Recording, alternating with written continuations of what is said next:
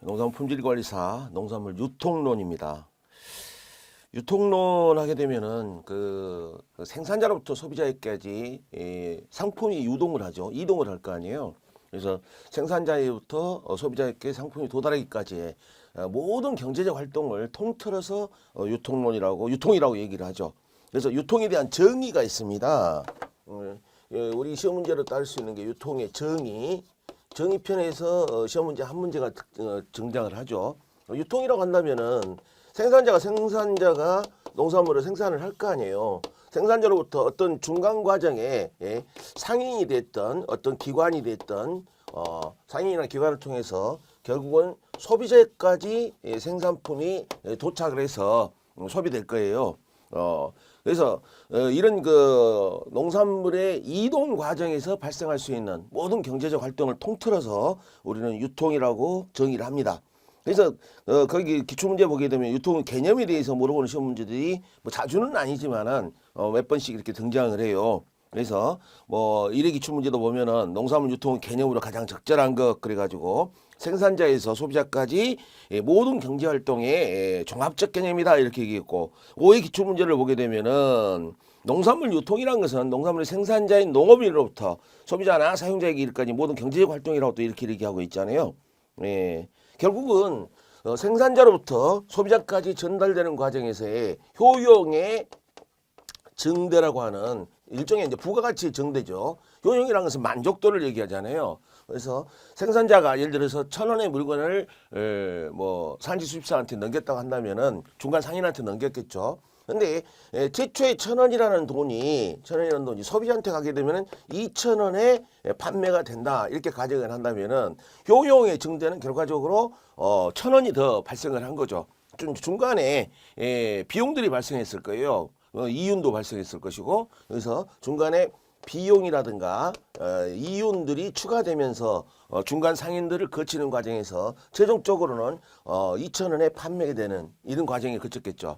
근데 이걸 갖다가 총마진이라고도 얘기를 하고 효용의 증대액이라고도 얘기를 합니다. 그래서 나중에라도 우리 유통론의 시험 문제는 크게 봐서 우리 그 1차 시험에 농산물 품질관리사 1차 시험 4과목 중에서 가장 무난한 시험에 해당을 해요. 가장 무난한 시험에 해당이 되는데 사실 만점은 잘 안 나옵니다. 여기는 이제 경제학적인 지식도 좀 필요하고 상식적인 지식도 좀 필요해요. 그래서 대부분 우리 법령 같은 경우에 있어서는 상식은 통하지는 않죠. 상식적인 부분도 많이 있습니다만은 일단 법령의 조문 내용을 이해를 하고 때로는 암기를 해야 되는 부분도 있어요. 행정처분이라든가 이런 것들을 암기를 해야 돼요. 벌칙 같은 경우는. 그런데 유통론에서는 암기를 해야 되는 것은 그렇게 많지는 않아요. 반드시 또 암기해야 되는 것도 있어요. 공동판매제도라든가 각종 제도에 관련된 부분들, 유통의 그 어떤 기구의 역할이라든가 이건 좀 몇 가지 암기할 게 진짜 암기할 게 한 10%나 될까요? 그 나머지는 거의 상식적 이해 부분이에요. 그래서 이해를 해야 돼요. 유통의 정의를 우리가 외울 게 뭐 있나요? 생산자로부터 소비자한테 전달되는 모든 경제 활동의 종합적 개념이다. 이렇게 얘기를 했는데 이걸 외울 필요가 뭐 있어요? 없잖아요. 그래서 그렇게 정리를 합니다. 그래서 우리 교재에는 이렇게 돼 있죠. 유통 구체적으로 매매 거래인 교환을 통해서 이루어진다. 교환이라는 것은 뭐예요? 교환의 개념. 유통의 개념은 교환을 통해서 이루어진다. 교환은 물건을 주고 돈을 받는 뭐 물건 대 물건의 교환도 있겠습니다만 그런 경우는 거의 없고 결국은 물건을 다음번 그 유통자한테 넘기고 다음번 유통자는 그 전 단계 유통인에게 비용을 지불하는 금액을 지불하겠죠. 그래서 교환이 이루어지죠. 유통 구체적으로 매매거래는 교환을 통해 이룬다. 그래서 그 말이에요. 그래서 유통이 제대로 되려면 수요와 공급을 예측을 해야 된다. 지금 수요 상태가 어느 정도가 전 국민적인 수요도 있죠. 개인적 수요가 아니에요. 시장 전체의 수요입니다. 시장 전체의 수요량에 비교해서 농업 생산량이 적절하게 맞춰진다면은 가격 폭등이나 폭락 현상이 나타나지는 않겠죠. 그런데 그걸 예측을 잘 못하게 되면은 공급량이 너무 과대해진다든가 또는 수요에 비춰서 공급량이 너무 과소해진다든가 가격이란 것은 뭐예요? 결과적으로 교환도 결국은 가격에 의한 교환이 되는데 가격에 교환이 될 텐데 이 가격이란 게 뭐예요? 수요와 공급에 의해서 수급 조절에 의해서 맞춰지는 게 가격이잖아요. 그래서 유통은 수요와 공급을 예측하여 생산을 유도 내지 결정하는 판매 전관리와 생산된 산물을 판매하는 판매관리, 판매된 제품을 책임지는 AS 판매 후 관리 뭐 이런 것들이 유통에서 나타나게 됩니다. 그래서 농산물 유통의 의의도 마찬가지예요. 의의도 생산 과정의 일반적 유통 과정에 종속돼 이 말이 이제 의미를 해야 돼요. 농산물의 생산 과정은 유통 과정에 종속돼 있다. 이 말이 뭐일까요? 예? 생산자가 실질적으로 가격을 결정한다든가 공급량을 결정하는 그런 결정적 지위에 있는 게 아니라 시장 상황에서 가격이 종속돼 있는 그런 과정이죠. 시장에서 요구하지 않는 생산물을 생산할 수는 없잖아요. 시장에서 요구하는 생산물을 생산했다 하더라도 그 공급량을 생산자들이 이렇게 전국적인 집합체가 없잖아요. 영세한 개개인들로 이렇게 분산화되어 있어요. 나뉘어져 있다는 얘기죠. 종합적인 집단적인 능력을 발휘하지 못합니다. 그래서 전국에 퍼져 있는 생산자들이 각각 자기 결정에 의해서 생산량을 결정할 거예요. 그러다 보니까 시장에서 가격이 올라갈 수도 있고 내려갈 수도 있어. 그러니까 생산자가 어떤 실질적인 주도권을 행사할 수 없다는 얘기가 되겠죠. 자, 이런 시험 문제도 나와요. 유통은 생산과 소비를 연결한다 했죠. 이 과정이 생산자의 소비자 이 사이에 있는 것이 유통 과정인데 이걸 연결하는 역할을 하는 것이고 상인과의 관계를 봤을 때 농업인과 상인 관계는 경쟁적 관계도 되겠죠. 왜냐하면 상인은 싸게 살려고 그러고 농업인은 비싸게 팔려고 하니까 경쟁적 관계도 돼요. 그런데 경쟁적 관계로만 끝나는 게 아니라 보완적 관계도 됩니다. 상인은 농업인 생산자에게 소비자의 정보를 제공을 하죠. 야, 올해는 이렇게 생산을 해줘 라고 제공을 하게 되면은 거기에 맞춰서 소비자의 정보에 맞춰서 생산자가 생산에 어떤 품목을 생산할 것인가, 어떤 품종을 생산할 것인가, 어느 정도 양으로 생산할 것인가, 이 상인이 이런 정보를 제공해주는 보완적 역할도 해주죠. 또 상인이 없다면은 생산자가 직접적으로 소비자한테 직거래를 해야 될 겁니다. 그러니까 이건 비용의 효율성이 나타나질 않아요. 그래서 상인이 생산은 네가 해, 농업인이 당신이 하세요. 판매는 저희가 해드릴게요. 이렇게 분화가 돼 있죠. 그래서 보완적 관계가 돼 있다. 자, 그래서 농업인은 우리나라 이제 우리 유통농업 공부할 때 농업 생산자들에 대한 정의를 한번 내리고 넘어가야 돼요. 농업 생산자들은 비조직적이고 다수이며 분산적인 생산자이다. 이렇게 정리를 해야 됩니다. 그리고 영세합니다.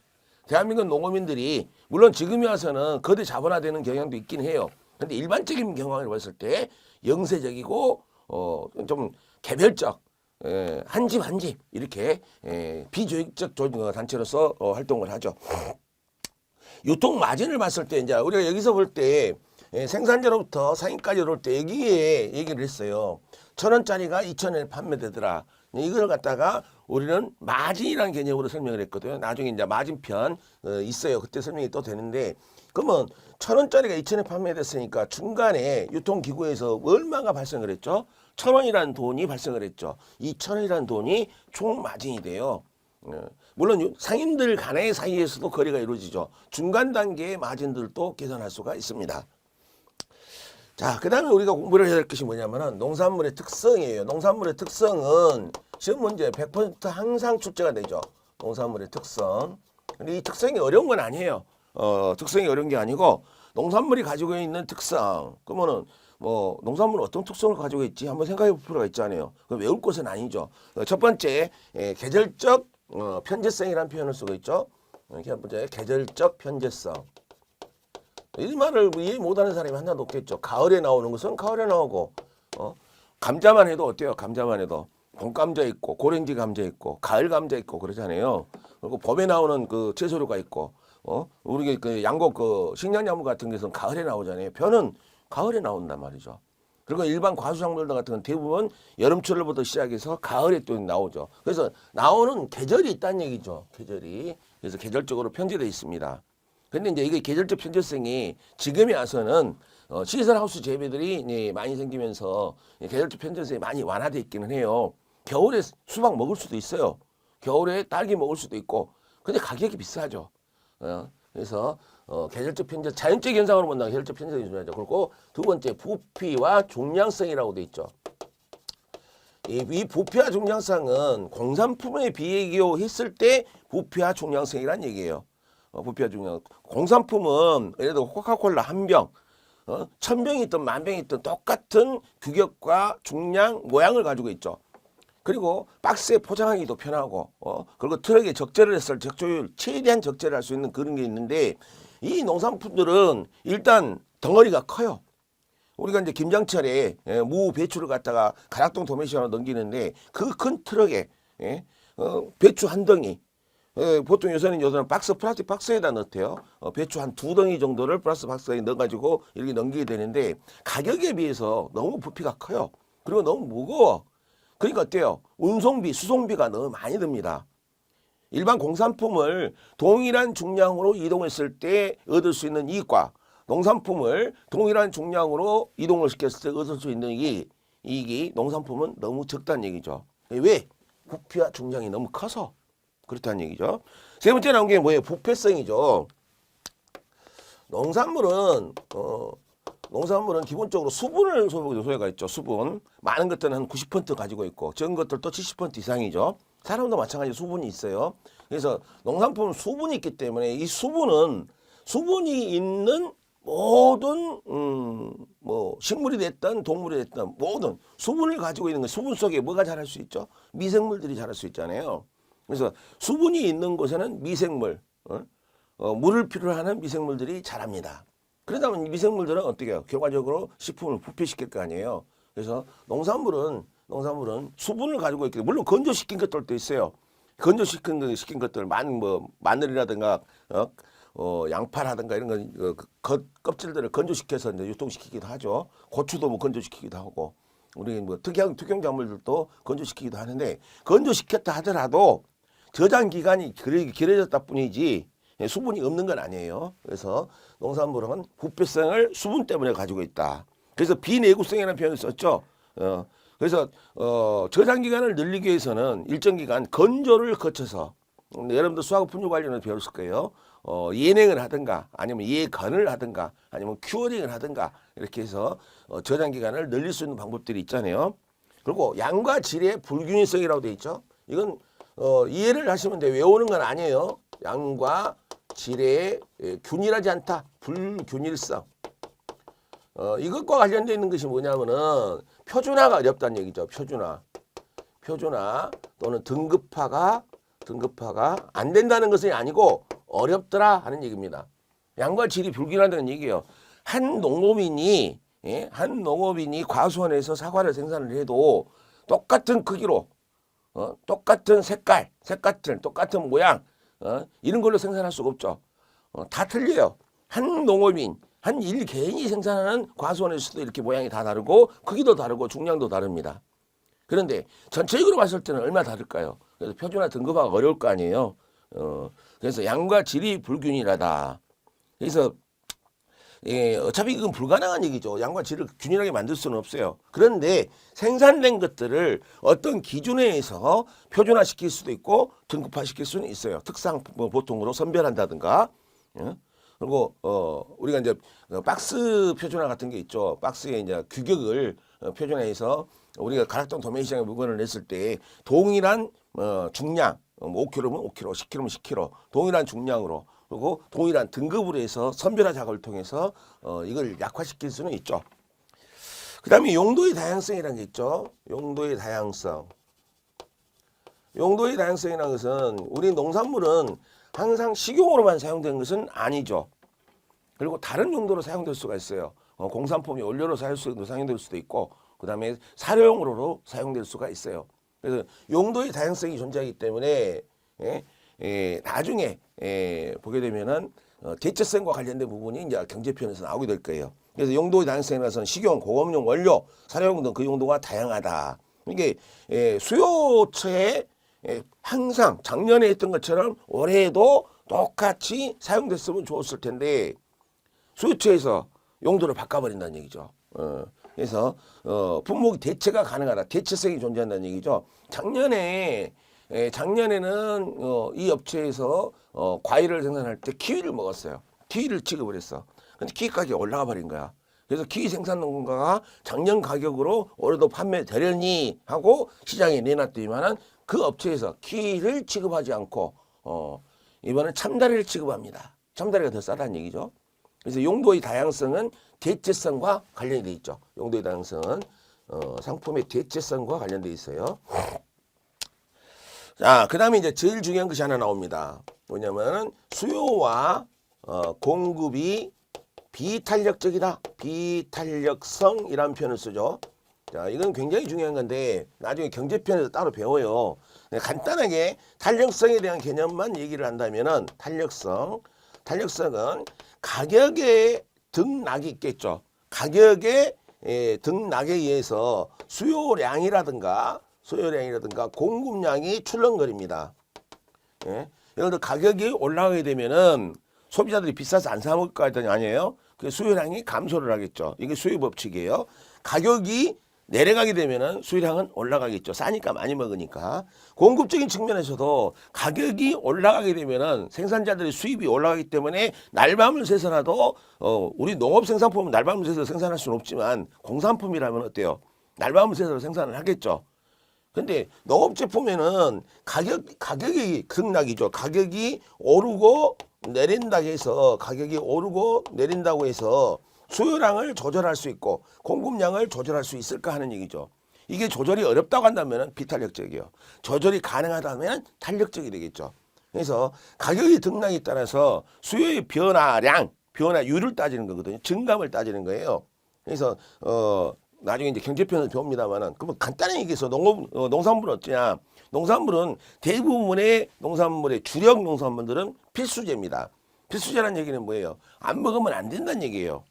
물론 비싼 농산물도 있어요. 파인애플도 있고 바나나 뭐 안 먹는다고 죽는 거 아니잖아요. 그래서 이렇게 사치품들도 있긴 하지만은 기본적인 농산물들을 봤을 때 우리가 쌀 안 먹으면 안 되겠죠. 배추, 김치 같은 거 우리 대한민국 사람들은 김치를 안 먹으면 안 되니까 소비량을 줄일 수는 있겠지만 먹지 않으면 안 된다는 얘기죠. 그게 필수제적인 성격이 농산물에는 존재를 해요. 그러니까 소비량 조절이 안 된다는 얘기죠. 자, 쉽게 얘기하면은 쌀값이 오릅니다. 오르니까 우리 3끼 먹던 거 2끼로 줄이자. 더 올라. 그럼 1끼로 줄이자. 이게 가능하냐는 얘기죠. 이게 불가능하다는 얘기죠. 공급량도 마찬가지예요. 공급량도 농산물은 시기가 기간이 존재를 합니다. 봄에 씨앗을 뿌려서 가을에 수확을 해요. 근데 여름철쯤 해가지고 쌀값이 막 오른다고 그래요. 쌀값이 오르고 뭐 김치값이 오르고 난리쳐. 그런다고 해서 생산자들이 야 우리 더 많이 심어야 되겠다. 그리고 내일이라도 생산을 해야지. 이게 가능하느냐? 생산량 조절이 안 돼요. 어차피 올해 가격이 폭등을 해도 내년 봄에 심어야 돼. 그래서 생산량, 공급량을 조절할 수 없다는 얘기죠. 쉽게 얘기해서 가격이 변함에도 불구하고 수요량이나 공급량을 민감하게 조절할 수 없다. 그래서 비탄력적이다. 이렇게 표현을 씁니다. 나중에 경제편에 또 깊이 있게 배우니까 그때 가서 배우면 돼요. 그래서 수요와 공급 비탄력성 편에서 우리 교재에 있는 부분을 더 설명해 드리자면 이렇게 됩니다. 생산자 입장에서는 파종에서 수확까지 시간이 걸리죠. 시간이 걸리니까 공급량 조절할 수가 없죠. 그래서 생산자는 공급량을 자기 마음대로 조정할 수 없으니까 시장 가격을 생산자가 조절할 수가 없어요. 그래서 시장 가격에 따라갈 수밖에 없는 생산자는 시장 가격의 수능자가 된다는 얘기죠. 시장 가격을 결정할 수 있는 권한이 없다는 얘기예요. 그리고 생산자는 출하시기나 출하장소를 탄력적으로 조정할 수가 없다는 얘기죠. 출하시기, 가을에 나는 상품을 겨울에 나오게 할 수는 없다는 얘기죠. 물론 저장을 하면 되겠지만은 그게 일반적인 현상은 아니란 얘기죠. 그리고 출하장소도 예를 들어 서울이 너무 비싸다고 해서 서울에만 물량을 집중시킬 수 없어요. 전라남도 해남에서 서울까지 물량을 이동시키기 위해서는 그만큼 경비가 발생합니다. 비용이 발생을 해요. 가격이 오르긴 올랐는데 전라도 광주광역시에서 파는 것보다 서울에 파는 것이 더 유리하다고 할 수는 없겠죠. 그래서 장소를 자기 마음대로 조정할 수도 없고 수요자 입장에서도 농산물은 일단 필수제라고 생각을 해야 돼요. 그럼 여기서 그 얘기를 하면은 필수제 아닌 것도 있잖아요. 있겠죠. 필수제 아닌 것들은 탄력적이겠죠. 그런데 일반적인 농산물들은 필수적 성격을 가지고 있으니까 수요 조절이 어렵다고 봐야 되고 수요자는 수요 측면에서 가격 변화에 변화하기가 어렵죠. 왜냐하면 쌀값이 비싸다고 해서 쌀 안 사 먹을 수 없다는 얘기예요. 이 말이에요. 그래서 시장 가격의 수능자다. 소비자도 주어진 시장 가격. 우리가 가격이라고 하는 것은 인비지블 핸드라이도 보이지 않는 손에 의해서 결정된다고 그러잖아요. 특히 농산물은 아무리 거대한 정부라 하더라도 농산물 가격을 자기들 마음대로 이무대로 조절할 수가 없습니다. 그런 차이점이 있어요. 자, 생산자는 파종기에 미리 시장의 가격에 맞춰 공급량을 결정을 한다. 파종기에 작년에 있었던 가격을 기준으로 올해의 생산량 파종을 결정합니다. 아, 작년에 가격이 비쌌어. 그럼 올해 좀 많이 심어야지. 이렇게 하겠죠. 근데 소비자는 어때요? 소비자는 작년 가격이 얼마였는지를 관심을 안 둬요. 현재 시장에 나와 있는 가격이 얼마냐. 여기에 대한 관심만을 두죠. 여기에 대한 관심만을. 그래서 생산자는 전기의 가격에 파종량을 결정하지만 소비자는 현기, 지금이죠. 지금 시장 가격에 반응을 합니다. 그래서 거미접 이론에 이제 이 내용이 나와요. 맞춰 조량할 때 시간 간격이 발생하므로 조절하기 어렵다 이런 얘기죠. 그래서 우리 농산물 유통농 시험에서는 반드시 이 탄력적이란 말이 시험 문제에 등장을 합니다. 경제편에 등장하든 다른 쪽에 종합 문제에 등장하든 탄력성이 있다 없다? 탄력성이 없다. 이렇게 결론을 내려놓고 들어가야 돼요. 그 다음에 유통경로의 복잡성이라는 게 나와 있죠. 7번에 유통경로의 복잡성 이렇게 있죠. 유통경로란 것은 뭐예요? 유통경로 여기다 이제 한번 유통경로란 것은 유통경로를 한번 볼까요? 유통경로 생산자가 산지 수집상한테 물건을 일단 넘긴다든가 아니면 직접 도매시장에 가지고 가겠죠. 그래서 뭐 직접 가든가 하는데 중간에 어떤 과정을 거치냐면은 대부분 경우에 도매시장을 거치게 됩니다. 직거래를 하는 걸 빼놓고는요. 그래서 중앙 도매시장을 거치든 지방 도매시장을 거치든 도매시장을 거치게 되죠. 이 도매시장에서는 경매가 이루어지죠. 경매가 이루어지게 되면 중도매인이 등장을 합니다.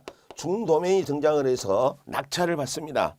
경락을 받는다는 얘기죠. 이 중도매는 다시 일반 도매상에 넘기든가 아니면 소매상에 직접 넘기든가 여기 어디에 상인들이죠. 상인들. 여기도 상인이죠. 여기도 상인이에요. 상인. 여기도 상인이에요. 최종적으로 판매상, 소매상한테 넘기게 되겠죠. 자, 이것도 다 상인이에요. 이것도 상인이고 그리고 이것도 상적 기구예요. 그래서 유통 경로라고 하는 것은 생산자부터 소비자까지 넘어오는 과정을 유통 경로라고 그래요. 이 유통 경로가 공산품은 단순합니다. 공장에서 물류센터를 거쳐서 대리점을 넘어간 다음에 대리점에서 판매상으로 넘어가서 소비자를 만납니다. 아니 단순한 경로를 거치는데 이것도 단순하게 보이지만은 품목에 따라서 품종에 따라서 굉장히 다른 상인들이 중간에 끼어들게 돼요. 반드시 또 도매시장을 거치는 것도 아니에요.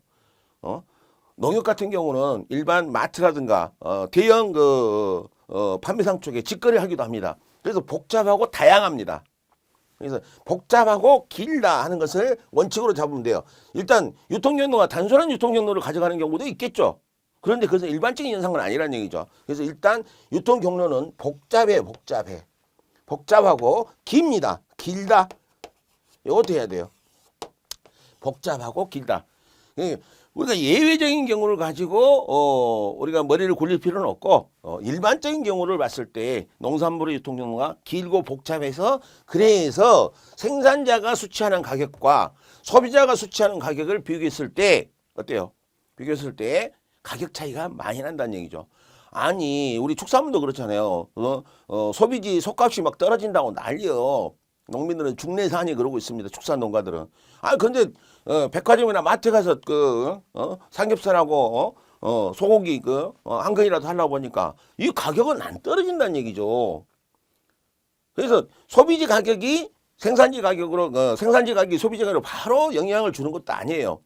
그런데 왜 이런 현상이 발생하느냐? 소비지 생산지에서는 가격이 싸다고 그러는데 왜 소비지 가격은 내 가격이 내려가지 않다든가 거꾸로 올라가냐는 얘기죠. 왜 그러냐면은 그 중간에 유통 경로상에 존재하고 있는 상인, 각종 유통기구, 기관들이죠. 유통기관들이 존재함으로 해서 여기에 마진이 발생을 해요. 각종 비용들이 발생을 합니다. 발생, A, B 발생, B 발생, C 발생, D 발생. 그리고 계속 그 비용이 누적되다가 마지막에 그 비용이 누구한테 전가된다? 소비자한테 전가되게 됩니다. 소비자가 책임을 지게 되는 거죠. 그러다 보니까 그 가격 조절이 안 된다는 얘기예요. 그래서 복잡하고 길기 때문에 복잡하고 길면 길수록 어때요? 유통 마진은 올라가겠죠. 유통 마진은 쉽게 말해서 유통 비용이 올라간다고 생각하면 돼요. 그래서 이런 것들이 영향이 있어서 그렇습니다. 그래서 다수의 비조직적 생산자가 있기 때문에 가격을 소위 말해서 칼자루를 칠 수가 없어 생산자들이. 예? 다수의 비조직적 생산자가 그 시장의 가격에 순응할 수밖에 없는 조직 그 형태를 가지고 있는 거죠. 그래서 공산품에 비해서 중간 단계에 많은 공산품은 뭐 쉽게 얘기하면 공장에서 물류센터도 안 거치고 그냥 대리점은 거쳐서 대리점에다 물건 싸다 주면 대리점에서 그 지역의 네트워크를 통해서 소매상 뭐 편의점이라든가 일반 마트로 바로 해버리면은 딱 공장 대리점 소비자 판매상 소비자 이런 단계에 거치는 아주 간단한 유통구조를 갖는데 공산품에 비해서 유통구조가 아주 다양한 상인들이 결합이 되어 있습니다. 품목에 따라서 중개 유형도 다양하다고 그랬죠. 자, 여기까지 해서 농산물의 특성을 했는데 이것은 외우는 것이 아니라 그랬죠. 이런 것은 외우는 게 아니에요. 이해를 하셔야 됩니다. 이해를. 그래서 지금 이제 100% 출제가 됩니다. 왜? 농산물 유통에서 농산물이 뭐냐? 이거에 대한 우리 해결을 하고 넘어가야 될 거 아니에요. 그 다음에 우리가 농산물 생산과 소비의 특성을 그랬는데 생산의 특성에 대해서 이제 우리가 상식적으로 좀 알아볼 수 있는 것들이요. 교재에 있는 내용으로 좀 커버를 하시죠. 토양과 토질의 영향을 받습니다. 이해되시죠? 이해되면 통과합니다. 계절적 편차성을 가짐으로 출하 시기가 제한되어 있다. 그래서 생산 조절이 어렵다. 공산품에 비해서 기계화, 분업화, 전문화가 쉽냐? 공산품은 기계를 쓰잖아요. 장비를 쓰죠. 장치를 쓰잖아요. 농산물은 물론 트랙터를 쓰고 경운기를 쓰고 기계화가 많이 돼 있어요. 그런데 결국 사람 손이 필요해요.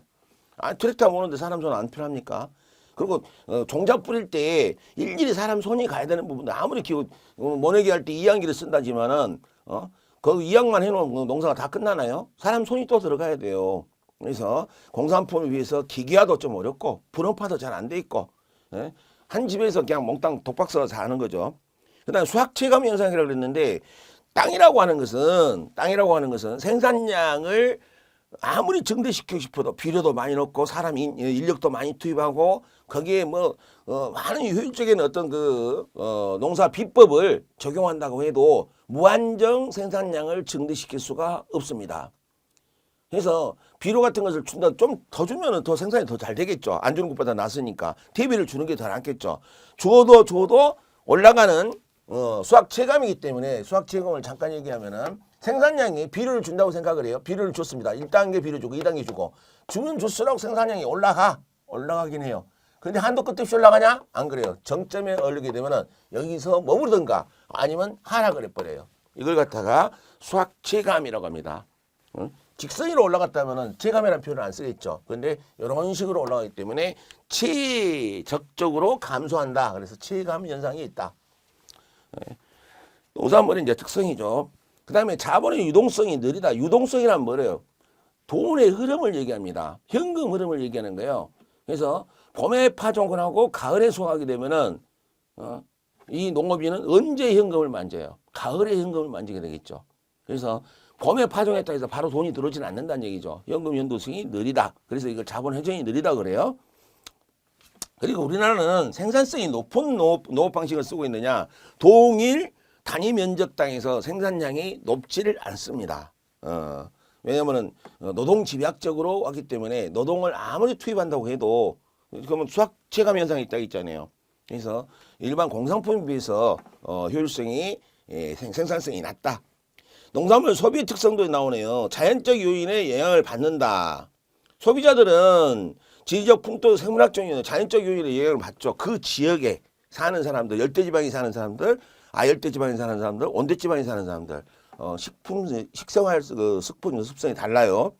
그리고 사회적 요인이라고 해서 인구 구조이나 관습, 기호, 전라도 사람들은 홍어를 좋아하고, 경상도 사람들은 뭘 좋아하더라. 이런 지역적 어떤 습성의 영향도 받고, 경제적 요인, 돈 많은 사람들은 많이 사 먹지만 돈 적은 사람들은 못 사 먹잖아요. 그래서 경제적 요인, 특히 인구수가 많게 되면은 소비가 늘어요. 입이 많으니까 많이 팔리겠죠. 인구수가 점점 우리나라는 줄어들잖아요. 소비도 줄어들죠. 인구의 영향도 받고 소득에도 영향을 받고 그다음에 가격에도 영향을 받는 게 소비자의 특성이 되겠죠. 또 수요는 가격 탄력성을 봤을 때 비탄력제라는 걸 이미 설명드렸고 고소득 사회에 비해서 저소득 사회가 전체 소득에서의 농산물 소비 비중이 높다 그랬죠. 우리 아버지가 100만 원 월급을 받고 있는 사람하고 1000만 원 월급을 받고 있는 사람들이 먹거리가 차지하는 비중을 얘기합니다. 농식물 비중. 100만 원 버는 사람들은 거의 7, 80%를 먹는 데 써요. 근데 1000만 원 버는 사람들은 먹는데 아무리 써도 배 터지게 먹어도 100만 원, 200만 원을 넘어가기는 힘들겠죠. 나머지 뭐 해외여행을 떠난다든가 고급 차를 산다든가 비싼 집에서 산다든가 다른 쪽에도 소비를 하겠죠. 그래서 이런 고소득 사회에 비해서 저소득 사회의 농산물 비중이 크다. 소비 비중이 더 크다. 엔겔그수가 높다고 돼 있죠. 또 한계 소비성이라고 했을 때 고소득, 저소득 사회가 높다. 자, 100만 원 월급을 받던 사람이 월급이 150, 200, 300 이렇게 올라가게 되면은 옛날에는 못 먹었던 소고기도 먹게 되죠. 근데 고소득자에서는 옛날에도 소고기 먹었어. 1000만 원 벌던 사람이 2000만 원 벌어. 소고기 먹는 양을 늘리냐? 그렇지는 않죠. 이게 한계 소비 성향이 농산물과 관련돼서 고소득 사회에서는 1000만 원이라 아주 극단적으로 생각하세요. 1000만 원 월급 받는 사람하고 100만 원 월급 받는 사람을 비교를 하면은 100만 원 월급 사람이 200만 원 월급이 올라가게 되면 옛날에 못 먹었던 뭐 소고기, 피자, 뭐 이런 것들을 먹게 되겠죠. 근데 1000만 원 벌던 사람이 2000만 원 벌게 됐어요. 근당에서 소고기 양을 늘리냐? 그렇지는 않는다. 한계 소비 성향. 내가 하나의 소득이 증가를 했을 때 1단계 소비에 늘어나는 성향을 얘기하는 거죠. 그 다음에 이런 시험 문제가 잘 나와요. 현대사회에 지금이죠, 지금. 현대사회의 농업 트렌드, 농업, 이게 뭐 소비가 됐던 소비 등이죠. 소비 등의 트렌드를 물어봅니다. 트렌드를. 이것은 진짜 상식적으로 풀어야 돼요. 예를 들어서 편의점, 도시락 소비가 증가를 했죠. 쌀 소비는 줄어들고 있죠. 이게 이제 트렌드잖아요. 그 1인 가구가 많아지면서 소포장 중심들이 늘어나고 있죠. 이게 다 트렌드예요. 트렌드. 이 트렌드를 물어봅니다. 이것은 진짜 외울 수가 없어요. 지금 이거 생각을 해봐야 돼. 그 친환경 유기농 생산물이 늘어나고 있다. 이게 나오죠. 친환경 유기농 증과 그다음에 1인 가구에서 1인 즉석 식품들이 많이 개발되고 있죠. 여기서 뭐 우리 HMR이라는 거 있죠. 홈밀. 그게 집에서 조리해서 즉석해 먹을 수 있는 HMR 식품들이 증가를 한다. 이런 것들도 있어요. 그 소포장 중심의 그 상품들이 증가를 하고 신선 편의 제품. 자, 옛날 같은 경우는 부모님들이 시장에 사다가 다 다듬고 절단하고 세척하고 나머지 사람이 할 수 있는 일을 부모님이 다 했어.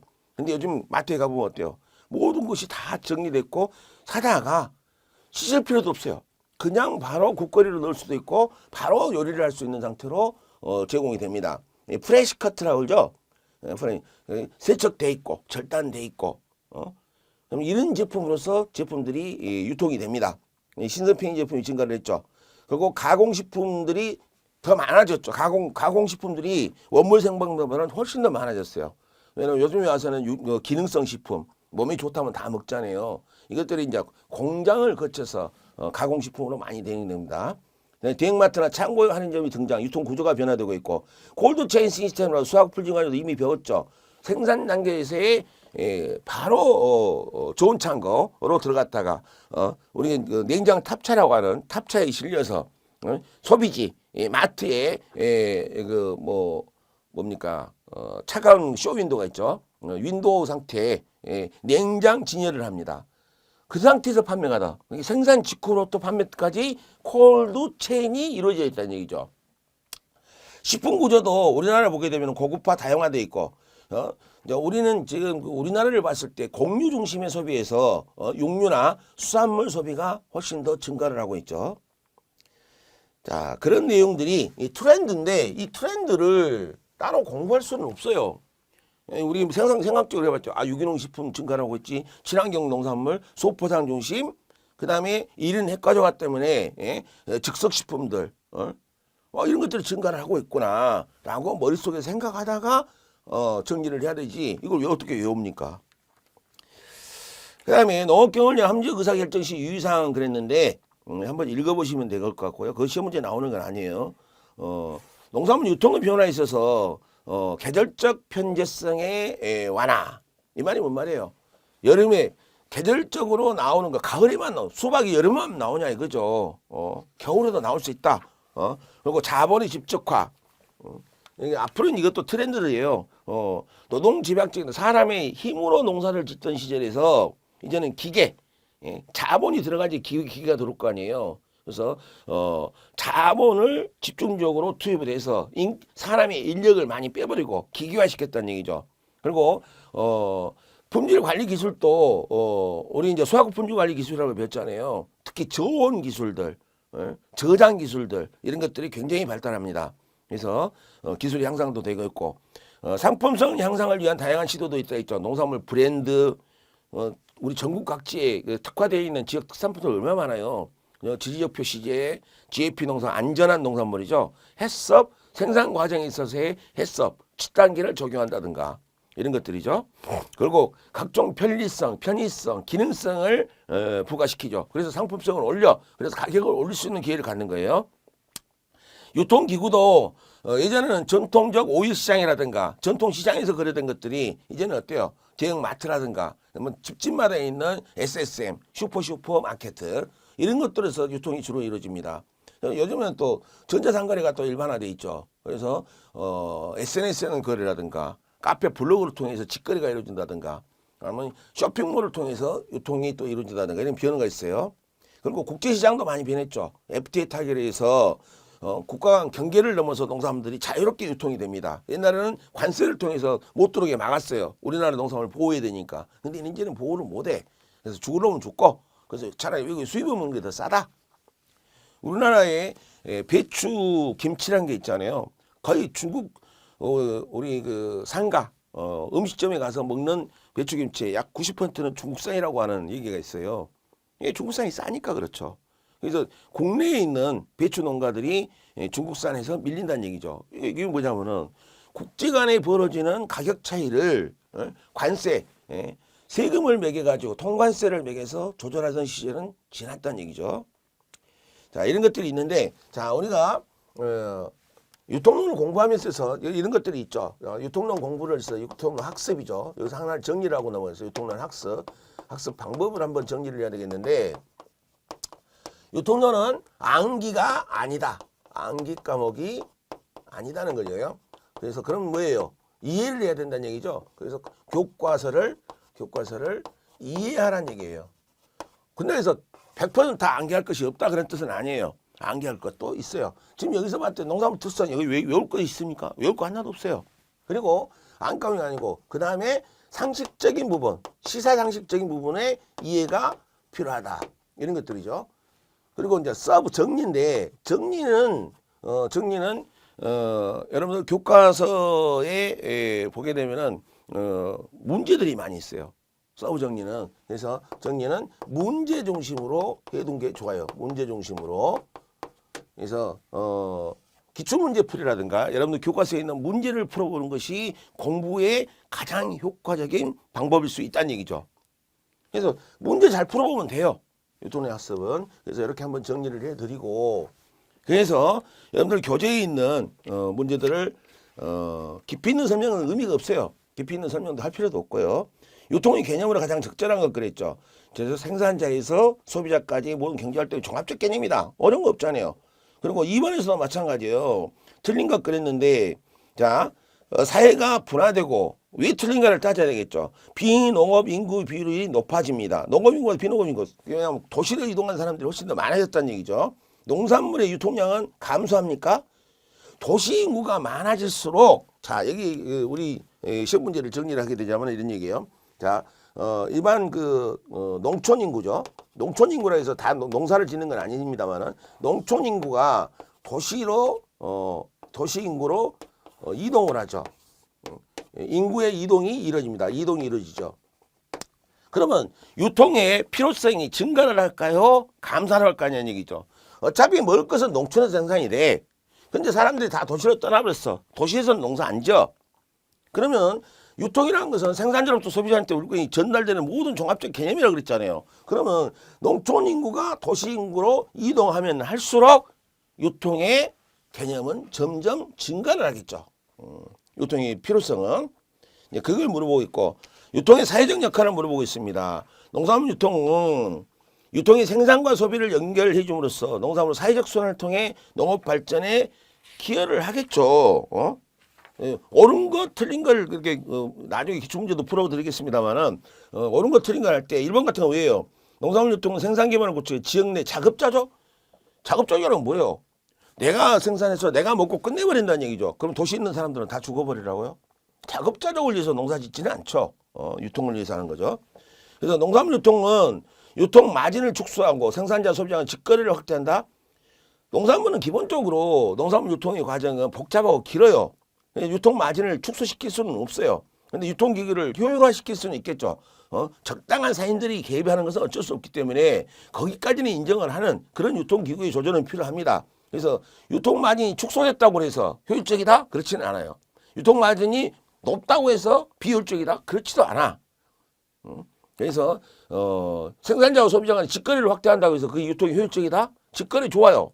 생산자가 직접 도시로 수박을 트럭 뒤에다 왕땅 싣고 도시에 가서 내가 뭐 가락동 도매시장 가면은 얼마 가격이 안 나오니까 내가 직접 팔겠다.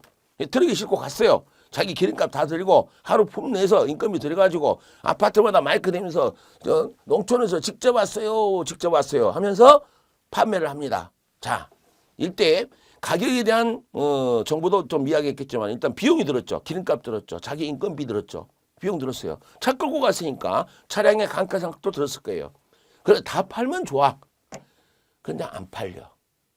반도 못 팔고 다시 결국은 이 수분이 들어있는 수박은 오래 못 팔면은 시들어서 못 팔게 됩니다.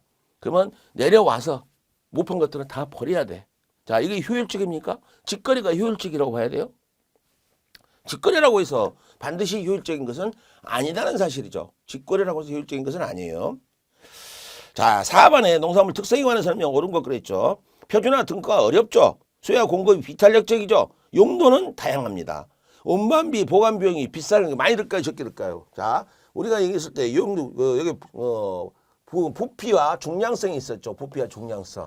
이거는 수송비가 올라간다는 얘기예요. 수송비가 올라간다는 얘기. 예. 5번에 농산물 상품적성 관계가 뭔 것 그랬죠. 수요와 공급은 자 수요 공급은 무조건 비탄력적이요. 이유 불문하고 비탄력적이라고 시작합니다. 어떤 함정을 팔 수는 있겠죠. 사치적 농산품은 비탄력적이 아니에요. 안 먹어도 되니까 가격이 올라가면 안 먹으면 돼요. 그래서 그것은 탄력적이에요. 가격이 민감하게 반응한다. 그럼 탄력적이니까. 6번에 콜드체인 시스템이라고 있죠. 생산지로부터 소비지까지 좋은 유통체계를 유지한다는 얘기예요. 어떤 특성과 관련이 돼 있을까? 좋은 유통체계의 필요성은 여러분 수학분유 관련을 배웠을게요. 농산물은 생산 직후에 포장열을 가지고 있습니다. 농산물 자체가 가지고 있는 열이 있어요. 포장열. 그래서 농산물에 있어서는 이 포장열이 있고 또 수분을 많이 가지고 있죠. 그래서 포장열이 높으면 높을수록 부패성이 증가를 하죠. 부패성이 올라갑니다. 그래서 수학분유관에서 이미 배웠다고 전제를 하고 얘기를 합니다. 수분이 원래 많아. 이게 70에서 한 90%를 가지고 있어요. 그래서 역시 부패성이 존재를 하죠. 부패성이 존재를 해요. 농산물 특징이에요, 이게. 그래서 이걸 막기 위해서는 저온 체계, 온도를 낮춰줘야 돼. 예? 이걸 방지 체계가 뭘까요? 이걸 방지하기 위해서 저온 유통 체계가 필요하죠. 유통 체계. 이미 여러분 수학과 품리관에서 이미 배웠을 거예요. 그래서 이걸 갖다가 뭐라고 해요? 콜드 체인 시스템이다. 이렇게 얘기를 하죠. 어려운 건 아니에요. 자, 농산물의 일반적 특성 7번에 나온 거 옳지 않은 것 그랬는데 답 쪽으로 한번 가봅니다. 품질이나 크기가 균일하지 않기 때문에 표준화 등급화가 용이하다? 표준화 등급화가 쉽다는 얘기는 코카콜라처럼 공장에서 탁탁 찍어 나오면 표준화 등급화가 쉬운 거예요. 고급품, 저급품 이렇게 하는데 농산물은 모든 농산물이 크기도 다르고 중량도 다르고 모양도 달라요. 그래서 선별 단계가 필요하죠. 선별. 그래서 선별은 무게중심의 선별을 한다든가 때깔 준비의 선별을 한다든가 기준에 의해서 모양, 크기, 색택 이런 거에 의해서 선별을 해요. 그래서 여러분들 2차 시험에 배우고 있는 특상 보통에 대해서 선별 과정을 거치게 되죠. 이것도 비용도 발생을 하죠. 선별 과정은 공짜랍니까? 사람 손으로 해야 되지. 기계를 하더라도 사람 손이 들어가니까. 그래서 표준화 등급화가 일반 공산품에 비해서 어렵다. 이렇게 얘기를 해야 되고 8번은 정답 중심으로 설명해 드릴게요. 농산물의 상품적 특성과 관계가 뭔가 그랬죠. 수요와 공급이 비탄력적이죠. 부피는 큰 편이고 유통 중 손실이 많아요. 적어요. 코카콜라는요 공장에서 찍어내고 소비자까지 가는데 단 1푼의 상품 감모가 없어요. 그런데 우리 농산물은 이동 중에 있는 과정에서의 특히 중량 감소가 발생합니다. 중량 감소. 그래서 킬로그램당 얼마에 팔게 되는 농산물인데 중량 감소가 왜 발생해요? 수분의 증발이 있잖아요. 증산작용에서. 그래서 그걸 막아야 되고 9번에 농산물 유통과 관련된 설명 옳지 않은 것 그랬죠. 공산품에 비해 유통 연도가 복잡하죠. 생산은 계절적 편제성이 있죠. 그래서 보관 및 저장이 중요해서 왜? 홍수 출하되는 시기를 피해서 농산물을 유통시켜야지 제값을 받아. 그래서 저온 저장 체계가 필요하다는 얘기죠. 3번에 수요는 비탄력적인데 가격 변화에 따른 수요 변화가 크다? 적죠. 가격 변화에 대한 수요 변화가 가격이 올라가도 그만치 수요되고 가격이 내려가도 그만치 수요돼. 왜? 필수제니까. 뭔가 해야 되니까. 농산물은 품질이나 크기가 균일하지 않다? 그렇죠. 균일하지 않죠. 그래서 표준화 등급화가 어렵습니다. 10번에 식품 소비 행태 추세를 얘기했죠. 그래서 추세가 아닌 것 그랬는데 신선식품 구매는 증가를 합니다. 가공식품 구매도 증가를 합니다. 예. 지금 우리나라의 소득 수준이 올라갔죠. 그래서 일반 자연산 식품으로부터 가공, 1차 가공, 2차 가공된 식품들의 증가가 많이 늘어났죠. 별의별 것이 다 나옵니다. 그래서 가공식품이라고 하면은 그 자연식품에서 1차 가공에다 우리가 팩에다 싸운다든가 즉석식품으로 만든다든가 도시락식품으로 만든다든가 다 가공이에요. 이런 가공식품들이 증가를 하는 거죠. 11번에 국민식품의 소비 구매의 형태 변화 상식적으로 푸는 거예요. 틀린 것 그랬는데 상품 구매의 편리성을 위해 재래시장 이용 비중이 증가한다. 정답은 우리가 이제 나중에 문제풀이를 통해서 해보겠습니다만은 정답은 너무 단순한 데 있어요. 복잡한 데 있지를 않아요. 그래서 유통론의 시험이 일단 쉬운 과목이다 이렇게 정리를 하면 돼요. 그리고 유통론에다가 정말 여러분들이 동영상 강의를 듣고 있다 하더라도 한 1.5배속으로 해가지고 전체 강의를 축약시켜 버리세요. 그리고 한번 듣고 이해되면 끝이야. 외울 거 없어. 외우려고 하지도 마세요. 12번에 소비자 생활 수준이 향상되고 식품 소비 구조가 고급화 다양화되고 있는 추세에 있죠. 농산물 유통에 주는 의미 중 가장 알맞은 것 그랬어요. 친환경 모든 시험 문제는 OX 시험 문제입니다. 옳냐 틀리냐. 친환경 유기농산물 수요가 증가함에 따라서 새로운 유통 문제가 발생할 수가 있다. 그렇겠죠.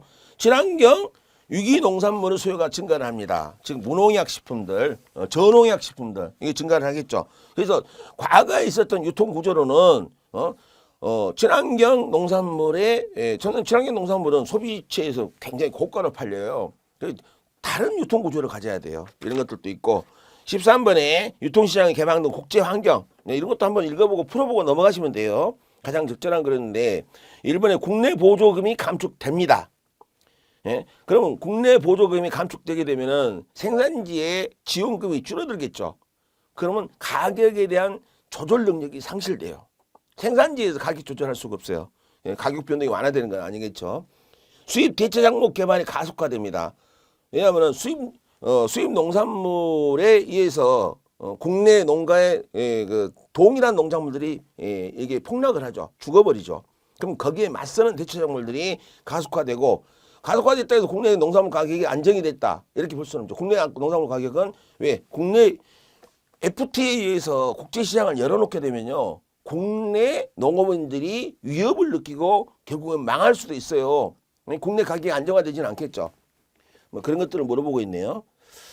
외국의 대형 유통업체 기출문제입니다. 이건 외국의 대형 유통업체의 첨가 메이저의 국내 진출로 인해 국내 농업 생산 및 유통 부분의 확대가 더욱 촉진된다. 촉진된다는 말이 좀 이상하죠. 그렇죠. 가격적인 경쟁이나 자본 집중도에 있어 국내 유통업체는 결과적으로 몰락하지 않을까 하는 의문점이 들기도 합니다. 14번에 수입 농산물이 증가하게 되면은 수입 농산물과 국제 무역과 관련돼서 시험 문제 잘 나와요. 여기서 한번 생각을 한번 해두시고 한번 생각할 수 있는 기회를 가지세요. 생각만 해두고 외울 것은 없죠. 국내 농산물의 고급화, 편의성, 건강 추구 현상이 가속화될 것이다. 이게 옳냐 틀리냐를 따져야 돼요. 국내 농산물, 수입 농산물이 증가를 하게 되면은 국내 농산물의 가격 경쟁력을 높이기 위해서 국내 농산물의 고구마 추세에 들어가고 편의성이나 건강 추구, 기능성이 증가되기 시작합니다. 그래서 우리나라 농산물이 최고야 이렇게 나오겠죠. 국내 농산물 가격이 무조건 가격이 하락될 거라고 볼 수도 없고 직거래 비중이 뭐 직거래 비중은 크게 관계가 없어요. 비중이 높아진다. 왜 가격을 낮추기 위해서 직거래 비중으로 넘어간다고 그러는데 그게 꼭 효율적인 것은 아니니까. 국내산 농산물의 수급 조절이나 정부 시장 개입 정책이 강화될 거 시장 개입 정책 강화될 수가 없죠. FTA라고 하는 것은 정부의 시장 개입을 줄이는 정책이에요. 그래서 국제 트렌드는 맞지를 않아요. 그래서 예전에 줬던 자조금, 예전에 줬던 정부의 직불금, 지원금들이 축소되는 추세에 있다는 거죠. 여기까지 해서 유통의 총론적인 부분을 여러분들과 같이 공부를 했고, 유통이란 건 별거 아니에요. 총론적인 부분 가지고 우리가 한번 생각을 해보는 거죠. 다음 시간에 유통의 이제 직접적인 기능은 뭔지 이제 본론으로 들어가 보는 시간을 갖도록 하겠습니다. 다음 시간에 뵙죠.